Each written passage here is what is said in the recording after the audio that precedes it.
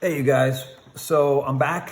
I've gridded out my space here on the big paper, labeled it, letters across the top, numbers down the side.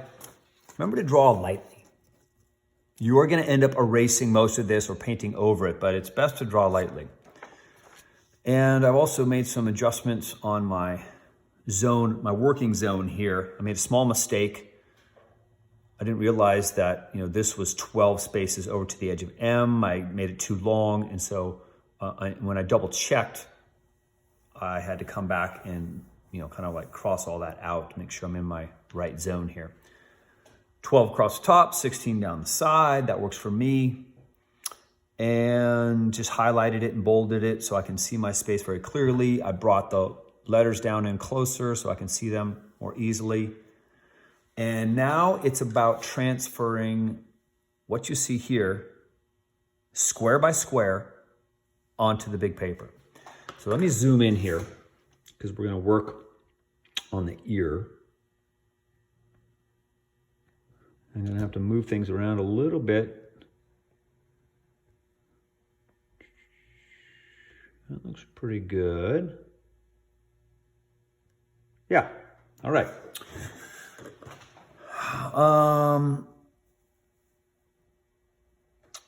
So basically the ear starts between 7 and 8, right? On the line between 7 and 8.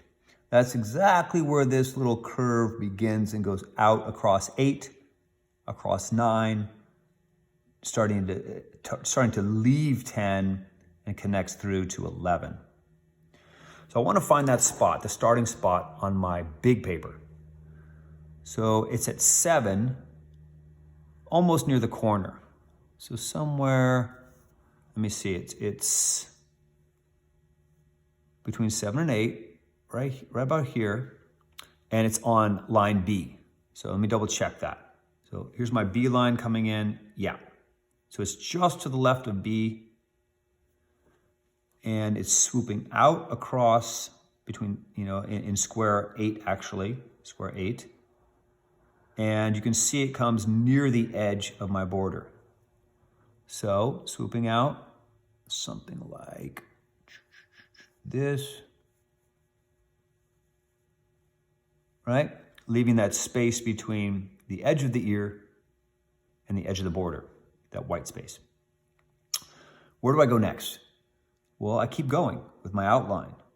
And between 8 and 9, it looks like the line continues to go out towards the edge a little bit, then turns across 10, back about, like where does it intersect the line between 10 and 11?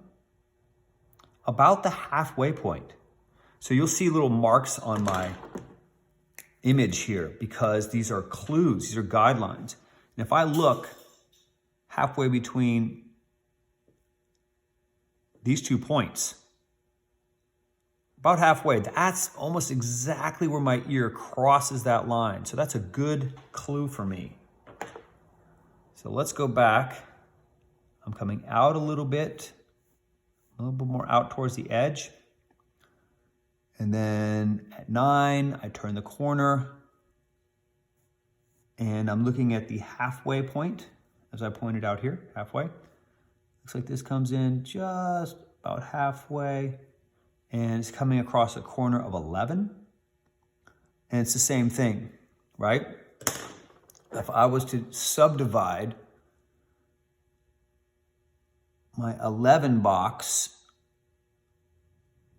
into fairly even quarters, I see that the ear comes and ends up about at that intersection between the B line and the halfway point. So if I find the halfway point between 10 and 11, and this is the B line, I just kind of try to mimic that shape right there. Now you're doing 2 things at the same time.